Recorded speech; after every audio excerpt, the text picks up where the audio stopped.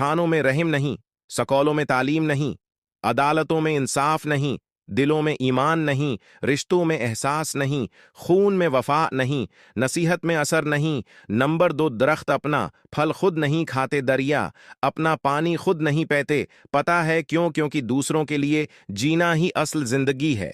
Number 3, दोस्ती वो नहीं होती जो जान देती है, दोस्ती वो नहीं होती जो मुस्कान देती है, दोस्ती तो वो होती है जो पानी में गरा उनसो भी पहचान लेती है।